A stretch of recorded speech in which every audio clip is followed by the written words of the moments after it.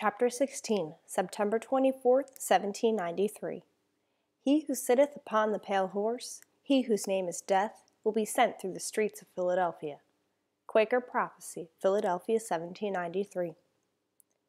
Mrs. Flagg blew her nose into a kerchief with a loud honk. "So much grief packed into one wagon," she said tearfully. "Fear not, brave Mrs. Flagg," said Grandfather. He saluted her. "Our deepest thanks for your care and shelter. Please accept my most sincere hopes that we may meet again under healthier circumstances."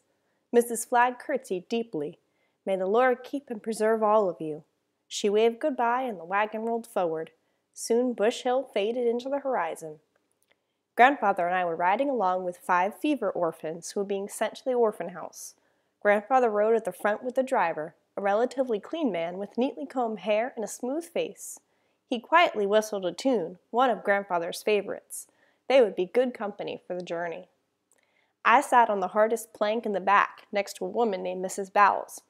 2 boys huddled together for comfort. They looked like brothers. The other children stared vacantly ahead. One girl I looked to be my age. Her neck was dirty and her dress was torn. I wanted to speak to her, but couldn't think of what to say. When she saw me looking at her, she turned away. Mrs. Bowles was a straight-backed woman dressed in Quaker gray.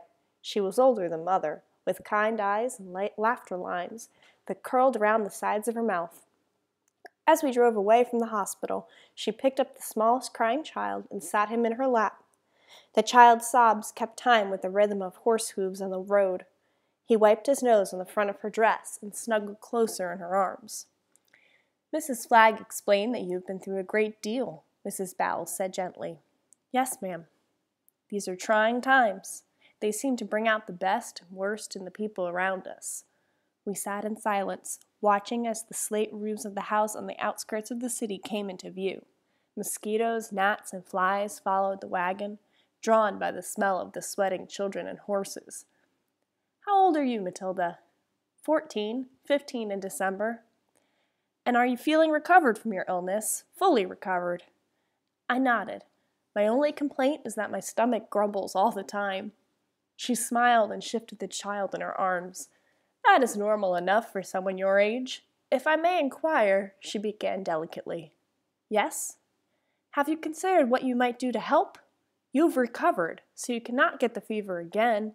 You are young and strong. We have a real need for you." "How can I help anyone? I'm just a girl." As soon as the words were out of my mouth, I wanted to pinch myself. The first time anyone treats me like a woman, and I respond like an infant. "You are much more than a girl, let me assure you of that. You are older than Susanna here." She inclined her head toward the girl with the dirty neck. "She has lost her family, but we are not taking her in as an orphan. She will help us with the younger children." The child in Mrs. Bowles' lap stirred and whimpered. "Shh, hush," she whispered to the little one. "I know that you have not received any word from your mother yet. It may be better for you to stay with us. We would keep you fed and warm, and you could provide us with a much-needed extra pair of hands." The wagon had reached the part of the city where new houses and businesses were under construction. Where there should have been an army of carpenters, masons, glaziers, plasterers, and painters, I saw only empty shells of buildings, already falling into disrepair after a few weeks of neglect. "Grandfather would not allow it," I said with confidence. "If Mother is still out in the country, then we two shall care for each other. He doesn't know the first thing about shopping at the market or cooking, and I need him to chop wood, and he will make sure I am well." "It is good you have each other," said Mrs. Bowles in the same placid voice. "But you should not leave your house once you arrive. The streets of Philadelphia are more dangerous than your darkest nightmare. Fever victims lay in the gutters. Thieves and wild men lurk on every corner. The markets have little food. You can't wander. If you are determined to return home with your grandfather, then you must stay there until the fever abates." Grandfather turned to address us. "We may end up at the Ludingtons' farm after all," he said. "Josiah here tells me there's not too much food to be found anywhere, Mattie. I'll write to them again as soon as we arrive home." "Won't do you no good," the driver interrupted. "The post office just closed down. It could take until Christmas before they can deliver letters."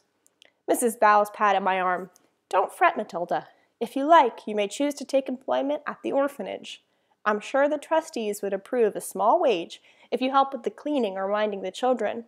They have for Susanna. She'll help with the laundry." Susanna didn't look strong enough to wash a teaspoon, much less a tub full of clothing. "What will happen to her when the fever is over?" I whispered. Mrs. Bowles lowered her voice. "She's at a difficult age. She's too old to be treated as a child, but not old enough to be released on her own. Her parents owned a small house. The trustees will sell that and use the money for her dowry. We will hire her out to work as a servant or scullery maid. She's attractive enough. I'm sure she'll find a husband." A fly bit the ear of the child on Mrs. Bowles' lap, and his howl cut off the conversation. Scullery maid. That was one thing I would never be. I imagined Mother's face when she arrived home and found what a splendid job I had done running the coffee house. I could just picture it. I would be seeing the last customers out the door when Mother would come up the steps. She would exclaim how clean and well run the coffee house was. Grandfather would point out the fancy dry goods store I was building next door. I would blush, looking quite attractive in my new dress, French, of course. Perhaps I could hire Susanna to do the washing up. That would be a way of helping. I broke off my daydream to take in our surroundings. Grandfather and the driver had stopped swapping stories.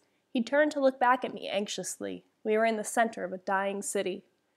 It was night, in the middle of the day. Heat from the brick houses filled the street like a bake oven. Clouds shielded the sun. Colors were overshot with gray. No one was about. Businesses were closed and houses shuttered. I could hear a woman weeping. Some houses were barred against intruders. Yellow rags fluttered from railings and door knockers, pus yellow, fever yellow, to mark the homes of the sick and the dying. I caught sight of a few men walking, but they fled down the alleys at the sound of the wagon. "What's that?" I asked, pointing to something on the marble steps of a 3-story house. "Don't look, Matilda," said Grandfather. "Turn your head and say a prayer." I looked. It appeared to be a bundle of bed linens that had cast out of an upper window. But then I saw a leg and an arm. "It's a man. Stop the wagon. We must help him." "He's past helping, miss," the driver said as he urged on the horses. "I checked him on the way out to fetch you this morning.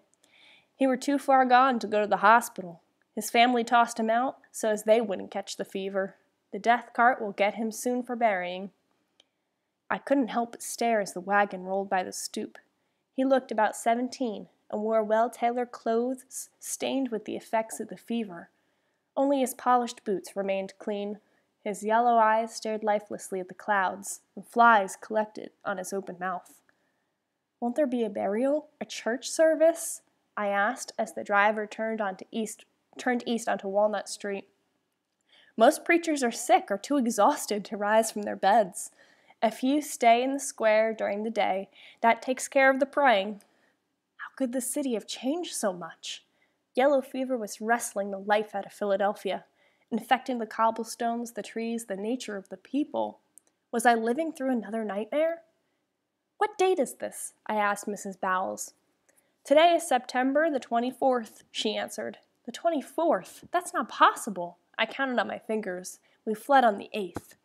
"When we left, there were reports of 1,000 dead. Do you know what the total is now?" "It's double that at least," she said. "It slowed down those few cool days, but as soon as the temperature rose again, so did the number of corpses." The driver pulled on his reins to stop the horses. The road was blocked by a line of slow-moving carts, each pushed by a man with a rag tied over his face, each holding a corpse. "The potter's field is ahead," Mrs. Bowles said as she pointed to the front of the line. "That's where they're burying most of the dead. The preachers say a prayer, and someone throws a layer of dirt on top." Along on one side of the square stretched a long row of mounded earth. The gravediggers had dug trenches as deep as they could, then planted layer after layer of fever victims.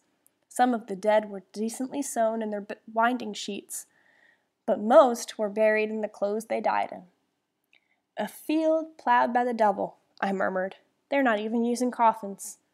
"I haven't seen a coffin for 4 or 5 days now," the driver answered. He flicked the reins and urged the horses on. At 5th Street, the wagon stopped. "Here's the orphan house," said Mrs. Bowles. "We've taken over the home of William Ralston, though we'll soon need more room." It was an ordinary-looking house, more expensive than some, but typical of Philadelphia. Brick front, windows trimmed in white paint, metal railings, and a thick oaken door. The driver helped down Mrs. Bowles and Susanna, then each of the children. Mrs. Bowles put Susanna in charge of shepherding 3 of the children inside, and stayed to wave goodbye. The driver climbed back into his seat, then flicked the reins on the horses' backs. "Remember what I said, Matilda," she called. "Take care. Whatever you do, take care."